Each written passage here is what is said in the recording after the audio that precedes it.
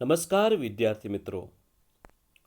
Commerce with Pradeep Panchal by Awabai high school Valsad, ધોરણ 12, સામાન્ય પ્રવાહ, વિષય વાણિજ્ય વ્યવસ્થા અને સંચાલન,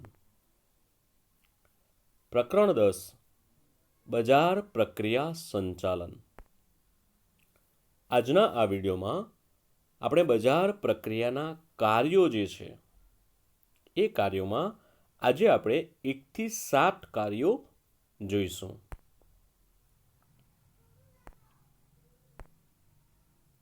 બજાર પ્રક્રિયાના કાર્યો. તો વિદ્યાર્થી મિત્રો, હું તમને જણાવી દઉં કે બજાર પ્રક્રિયાના કુલ 1 થી 15 કાર્યો છે. તો એક બાબત ખાસ ધ્યાન રાખજો કે તમારે 1 થી 15 જે કાર્યો છે બધા તમારે મુદ્દા એના તૈયાર કરવાના નથી. કારણ કે આ પ્રશ્ન જે છે બોર્ડની પરીક્ષામાં 5 માર્ક્સમાં પૂછાશે નહીં. એ 2 અથવા 3 માર્ક્સમાં પૂછાશે. તો જે 1 થી 15 કાર્ય છે એ 15 કાર્યમાંથી કોઈ પણ 1-2 કાર્ય તમને પૂછાઈ શકે. એની અંદરનું તમને લખવાનું પૂછાઈ શકે. એટલે તમારે અંદરનું તૈયાર કરવું પડશે. એટલે મુદ્દા તૈયાર કરવાની તમને જરૂર નથી. તો જોઈએ આપણે બજાર પ્રક્રિયાના કાર્યો. એમાં નંબર 1, બજારીય સંશોધન. માર્કેટિંગના કાર્યોમાં બજાર સંશોધન એ પ્રથમ કાર્ય છે. એક વિકલ્પમાં પૂછાય. માર્કેટિંગના કાર્યોમાં પ્રથમ કાર્ય કયું છે? તો પ્રથમ કાર્ય કયું છે? બજાર સંશોધન. સરળ રીતે કહી શકાય કે આ પ્રક્રિયામાં ગ્રાહકો વિશે માહિતી મેળવવામાં આવે છે. એટલે કે ગ્રાહકોને કઈ વસ્તુ પસંદ પડે છે, ગ્રાહકોને કઈ કિંમતની વસ્તુ જોઈએ છે, ગ્રાહક કેવા પ્રકારની વસ્તુની માંગ કરે છે, કઈ વસ્તુ વાપરે છે, તો એ વિશે શું કરવામાં આવે છે? માહિતી મેળવવામાં આવે છે. તેમની પસંદગી, અભિરુચિ વગેરે વિશે માહિતી મેળવવામાં આવે છે. વર્તમાન સમયમાં ભવિષ્યની માંગની અપેક્ષાએ મોટા પાયા પર ઉત્પાદન થતું હોય ત્યારે તેમાં કેટલાક જોખમો રહેલા છે. કારણ કે દરેક ઉત્પાદક જે છે એ ઉત્પાદક એ ભવિષ્યની માંગને આધારે વર્તમાનમાં તેનું ઉત્પાદન કરતા હોય છે. તો એમાં કેટલાક જોખમો રહેલા છે. પરીક્ષામાં પૂછાય કે કયા પ્રકારના જોખમો? જેમ કે વેચાણ થશે કે નહીં. આપણે જે વસ્તુનું ઉત્પાદન કર્યું છે એ વસ્તુનું ઉત્પાદન તો કરી દીધું, પણ હવે વેચાણ થશે કે નહીં? ગ્રાહકને માલ પસંદ પડશે કે નહીં? વગેરે જોખમો રહેલા છે. એ જોખમોને દૂર કરવા ગ્રાહકો અંગે જાણકારી મેળવવી જરૂરી છે. અને એને આધારે ગ્રાહકને શું પસંદ છે એને આધારે વસ્તુનું ઉત્પાદન કરવામાં આવે છે. તેના આધારે ભાવિ અનુમાન કરી શકાય છે. તેમની માંગ, કિંમત, હરીફાઈ વગેરે અંગે માહિતી મળે છે. ગ્રાહકોને કયા પ્રકારની વસ્તુની માંગ કરે છે ગ્રાહકો? એ વસ્તુની આપણે કિંમત કેટલી રાખીશું? બજારમાં હરીફાઈની સ્થિતિ શું છે?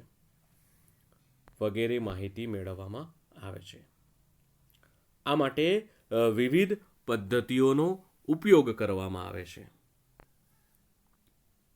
જેમ કે પ્રશ્નાવલી પદ્ધતિ, નમૂના પદ્ધતિ. પ્રશ્નાવલી તૈયાર કરવામાં આવે અને એ ગ્રાહકો પાસે ભરાવવામાં આવે અને એના આધારે વસ્તુનું ઉત્પાદન કરવામાં આવે. ત્યાર પછી નમૂના પદ્ધતિ, એટલે કે નમૂનાની વસ્તુ ગ્રાહકને આપવામાં આવે અને ગ્રાહકનો અભિપ્રાય જાણવામાં આવે કે આ વસ્તુ કેવી છે અને એને આધારે મોટા પાયા પર ઉત્પાદન કરવામાં આવે. તો આ છે બજારીય સંશોધન. નંબર 2, માલનું એકત્રીકરણ. તમને નામ પરથી જ ખબર પડી જશે કે માલનું એકત્રીકરણ એટલે માલને શું કરવાનું? એકત્ર કરવો, એટલે કે ભેગો કરવો, એકઠો કરવો. જોઈએ આપણે. ઘણીવાર માલ જુદી જુદી જગ્યાએ ઉત્પાદિત થતો હોય છે, ત્યારે માલને કોઈ મધ્યસ્થ સ્થળે એકઠો કરવામાં આવે છે, જેને માલનું એકત્રીકરણ તરીકે ઓળખવામાં આવે છે. વ્યાખ્યા ખૂબ સહેલી છે, પરીક્ષામાં પૂછાઈ શકે કે માલનું એકત્રીકરણ એટલે શું. માલ જુદી જુદી જગ્યાએ ઉત્પાદિત થતો હોય ત્યારે શું કરવામાં આવે? માલને કોઈ મધ્યસ્થ સ્થળે એકઠો કરવામાં આવે તો તેને માલનું એકત્રીકરણ કહેવામાં આવે છે. કારણ કે દરેક માલ સામાન કોઈ એક જ જગ્યાએ ઉત્પાદિત થતો નથી, એ જુદી જુદી જગ્યાએ ઉત્પાદિત થતો હોય. તો આપણે કોઈ પણ શહેરમાં કોઈ મધ્યસ્થ સ્થળે એકઠો કરવામાં આવે તો એને માલનું એકત્રીકરણ કહેવામાં આવે છે. કેટલીક વાર ઉત્પાદકો છૂટા છવાયા હોય. એક ઉત્પાદક આ બાજુ રહેતો હોય, એક પેલી બાજુ રહેતો હોય, તો એમની પાસે માલ મેળવીને એને કોઈ મધ્ય સ્થળે એકઠો કરવામાં આવે. ત્યારબાદ માલનું એકત્રીકરણ કેમ કરવામાં આવે? તો વસ્તુનું ઉત્પાદન મોસમી હોય, નાના પાયા પર માલનું ઉત્પાદન થતું હોય કે ઉત્પાદિત થયેલ માલ ઉપર પ્રક્રિયા કરવી જરૂરી હોય ત્યારે માલનું એકત્રીકરણ કરવામાં આવે છે. પરીક્ષામાં આ 2 માર્ક્સમાં આવી શકે કે માલનું એકત્રીકરણ ક્યારે કરવામાં આવે છે?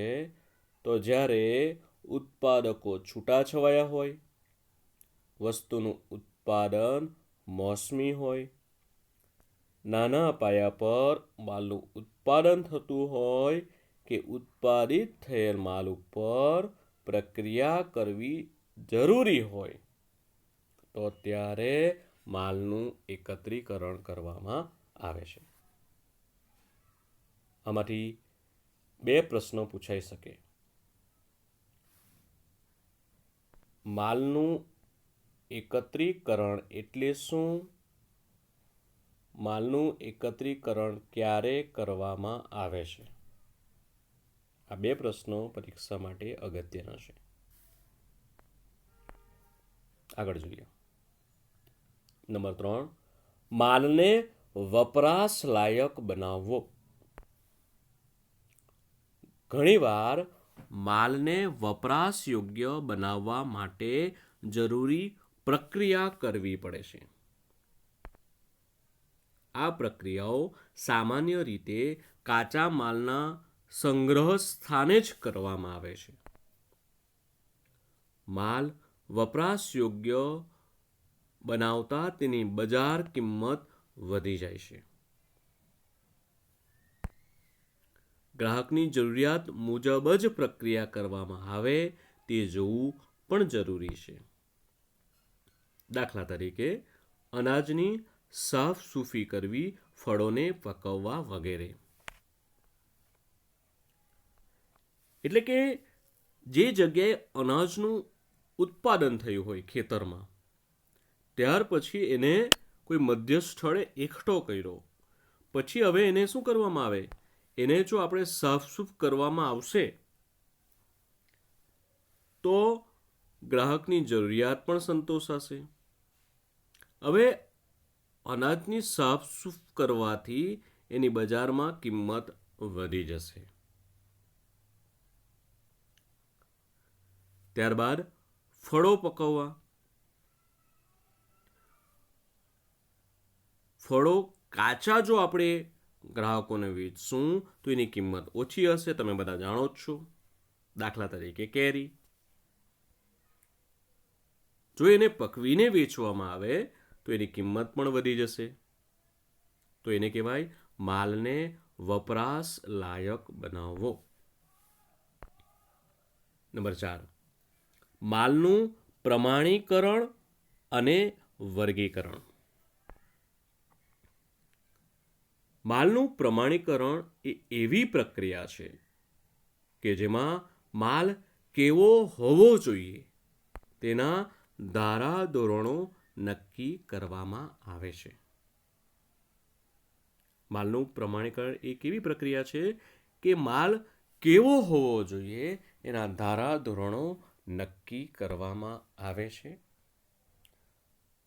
માલ માટેના ધારાધોરણો તેના કદ, રંગ, રૂપ, ગંધ, સ્વાદ, પોષક તત્વો વગેરે માટેના હોઈ શકે. એટલે કે આપણે જે વસ્તુનું ઉત્પાદન કરવાના છે એ વસ્તુ કયા કદમાં રાખવાની છે, એનો રંગ કયો છે, એનું રૂપ, ગંધ, સ્વાદ, એમાં પોષક તત્વો કયા છે. તો એ માટે શું કરવામાં આવે છે, ધારાધોરણો નક્કી કરવામાં આવે છે. ઘણી પેદાશોમાં સરકારી પ્રમાણીકરણ પણ જરૂરી બને છે. સરકાર નક્કી કરશે કે આમાં પોષક તત્વો આટલા હોવા જોઈએ, એનું કદ આટલું હોવું જોઈએ. વર્ગીકરણનું કાર્ય પ્રમાણીકરણની સાથે જ કરવામાં આવે છે. વર્ગીકરણમાં જુદી જુદી ગુણવત્તાવાળો માલ અલગ વર્ગીકૃત કરવામાં આવે છે. તેથી માલના વર્ગની કિંમત નક્કી થાય છે અને ગ્રાહકો પાસેથી યોગ્ય કિંમત વસૂલી શકાય છે. એટલે કે વર્ગીકરણમાં શું કરવામાં આવે છે, એની ગુણવત્તાના આધારે એનું વર્ગીકરણ કરી દેવામાં આવે છે. તમને એક ઉદાહરણ આપીને જણાવું. તમે અમૂલ દૂધ ખરીદતા હશો તો એમાં પણ એનું વર્ગીકરણ જોવા મળે છે અને એ પ્રમાણે એની કિંમત નક્કી કરેલી હોય છે અને એ પ્રમાણે ગ્રાહક પાસેથી કિંમત વસૂલ કરવામાં આવે છે. જોઈએ આપણે અમૂલ દૂધમાં તમને ખબર છે કે ગોલ્ડ જેની ગુણવત્તા ખૂબ જ ઊંચી, સારામાં સારી ગુણવત્તા, એટલે એનો ભાવ એના કરતાં વધારે. ત્યાર પછી તાજા, ત્યાર પછી શક્તિ. તો આ શું કરેલું છે, ગુણવત્તાના આધારે માલનું વર્ગીકરણ કરેલું છે અને એ પ્રમાણે માલની કિંમત નક્કી કરેલી છે અને એ પ્રમાણે ગ્રાહકો પાસેથી એની કિંમત વસૂલ કરવામાં આવે છે. માલના વર્ગીકરણ અને પ્રમાણીકરણના કાર્યને કારણે ગ્રાહકોનો પેદાશની ગુણવત્તા ઉપર વિશ્વાસ વધે છે કે અમૂલ ગોલ્ડ દૂધ એટલે કોઈની ગુણવત્તા ઉચ્ચ કક્ષાની. સારામાં સારું દૂધ એટલે અમૂલ ગોલ્ડ. એની ગુણવત્તા એટલે એક ફર્સ્ટ નંબરની. ભારતમાં ખેત પેદાશોનું વર્ગીકરણ કેન્દ્ર સરકારનું બજાર ખાતું કરે છે. 1 માર્ક્સમાં પૂછાય કે ભારતમાં ખેત પેદાશોનું વર્ગીકરણ કોણ કરે છે? તો કેન્દ્ર સરકારનું બજાર ખાતું કરે છે. ઔદ્યોગિક ઉત્પાદનોનું વર્ગીકરણ કોણ કરે છે? તો ભારતીય પ્રમાણ સંસ્થા. આ પણ 1 માર્ક્સમાં પરીક્ષામાં પૂછાય કે ઔદ્યોગિક ઉત્પાદનોનું વર્ગીકરણ કોણ કરે છે? તો ભારતીય પ્રમાણ સંસ્થા BIS. નંબર 5, માલ પર નિશાની કરવી. આ નિશાની ઉત્પાદકના માલને હરીફોના માલથી અલગ પાડે છે, કારણ કે માલ પર નિશાની કરી છે. માલ પર નિશાની એ માલ પર મૂકવામાં આવેલી વિશિષ્ટ છાપ છે. આપણે ઘણી બધી પેદાશો નિશાનીને આધારે જ ખરીદતા હોઈએ છીએ. કે આ પ્રકારની નિશાની એટલે આ જ વસ્તુ ગ્રાહક આ છાપના આધારે જ માલ ઓળખે છે. નિશાની કરેલા માલને કારણે ગ્રાહકો બળતા માલથી છેતરાતા નથી,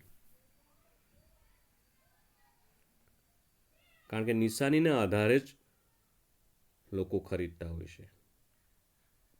એટલે ડુપ્લિકેટ માલથી ગ્રાહકો છેતરાતા નથી. નિશાની કરેલા માલની જાહેરાત સરળતાથી કરી શકાય છે. નિશાની કરેલ માલ ગ્રાહકોમાં પેદાશની ગુણવત્તાની ખાતરી આપે છે કે આની ગુણવત્તા એટલે સારામાં સારી. ઘણીવાર ઉત્પાદક પોતાના માલને નામ પણ આપે છે, જેને બ્રાન્ડ કહેવામાં આવે છે. શું કરે છે? ઉત્પાદક પોતાના માલને નામ પણ આપે છે, જેને બ્રાન્ડ કહેવામાં આવે છે.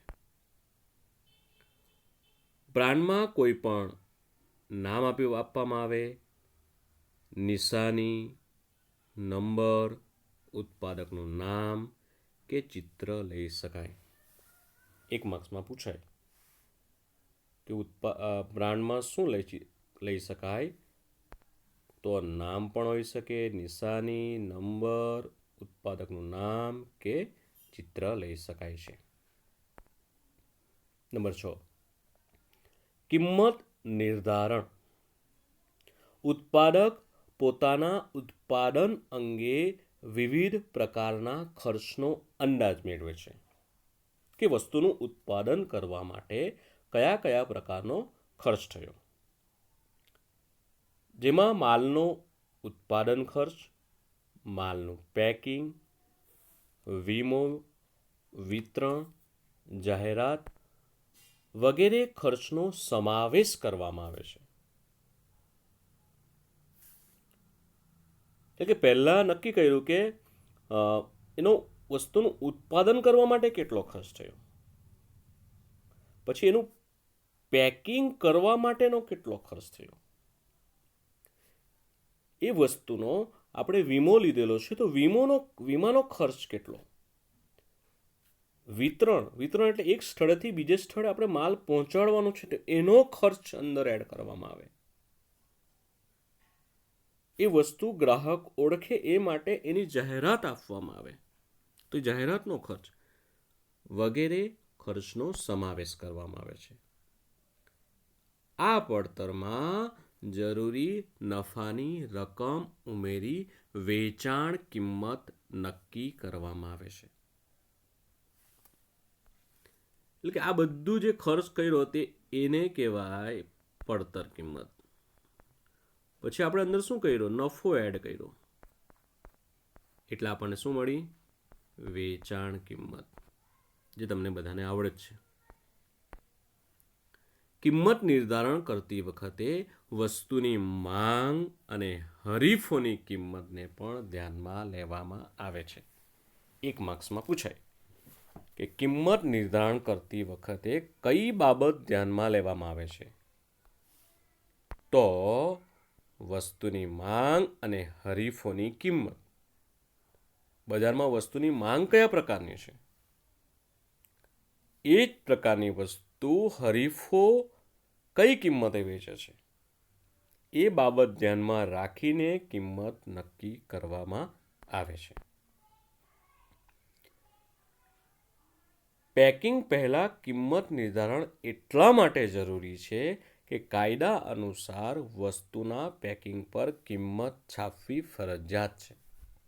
જે તમે બધા જાણો જ છો કે પેકિંગ પર વસ્તુની કિંમત ફરજિયાત છાપેલી હોવી જોઈએ. એ કાયદા દ્વારા ફરજિયાત કરવામાં આવેલ છે. નંબર 7, માલનું પેકિંગ કરવું. તૈયાર માલને રક્ષણ આપવાનું અને ગ્રાહકોમાં આકર્ષણ ઊભું કરવાનું કાર્ય કરે છે. પેકિંગનું કાર્ય શું? તો તૈયાર જે માલ થયો છે એ માલને રક્ષણ આપવાનું, એટલે કે લાંબો સમય ટકી શકે એટલા માટે એનું પેકિંગમાં એ વસ્તુને મૂકવામાં આવે છે. પેકિંગ પણ આકર્ષક બનાવવામાં આવે છે કે જેથી ગ્રાહકો એ વસ્તુ ખરીદવા માટે આકર્ષણ ઊભું થાય. ગ્રાહકો એ પેકિંગ જોઈને વસ્તુ ખરીદે એ માટે પણ પેકિંગ તૈયાર કરવામાં આવે છે. ઘણીવાર માલનો કેવી રીતે ઉપયોગ કરવો તેની પદ્ધતિ પેકિંગ ઉપર છાપવામાં આવે છે. આજે મોટાભાગની વસ્તુ પર આ બાબત હોય છે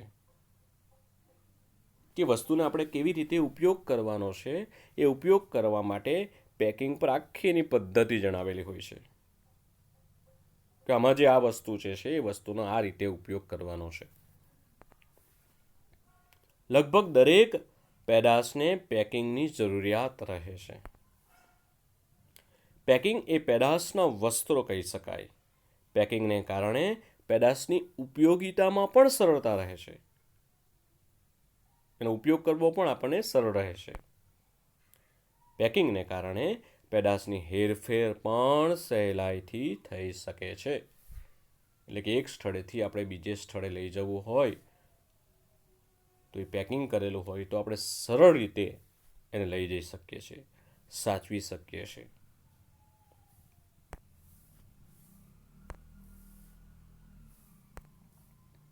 પેકિંગના કારણે માલની ગુણવત્તા અને ગુણધર્મો સચવાઈ રહે છે.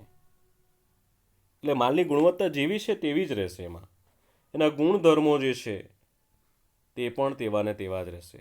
એટલે કે બગડી જતા નથી. એના સ્વાદમાં કોઈ ફેરફાર થઈ જતો નથી. એના ગંધમાં કોઈ ફેરફાર થઈ જતો નથી. શાને આધારે? પેકિંગના આધારે. ગ્રાહકને માલની કિંમત અંગે ખ્યાલ આવે છે કારણ કે પેકિંગ પર ઉપર કિંમત લખેલી હશે. એટલે ગ્રાહકને તરત જ ખબર પડી જશે કે આ વસ્તુની કેટલી કિંમત છે. એટલે ઉત્પાદકો જે છે એ ઉત્પાદકો વધારે કિંમત લઈ શકતા નથી. બધા જ પાસે એક સરખી જ કિંમત લઈ શકે છે. જુદા જુદા પ્રકારના માલ માટે જુદા જુદા પેકિંગ સામાનનો ઉપયોગ થાય છે. દાખલા તરીકે કાગળ, પ્લાસ્ટિકના જાર, ટીનના ડબ્બા, કાચની બરણી વગેરે. અમુક પેકિંગ માટે કાગળનો ઉપયોગ કરવામાં આવે, પ્લાસ્ટિકની કોથળીનો ઉપયોગ કરવામાં આવે છે. તમે બધા જાણો જ છો. ડબ્બામાં એને ભરવામાં આવે છે. તેલના ડબ્બા જોયા છે તમે. અમુક વસ્તુ કાચની બરણીમાં ભરવામાં આવે છે, જેમ કે અથાણું વગેરે. તો આજે આપણે 1 થી 7 બજાર પ્રક્રિયાના કાર્યો જોયા છે. હવે પછીના વિડીયોમાં આપણે બાકીના કાર્યો જોઈશું. Thank you.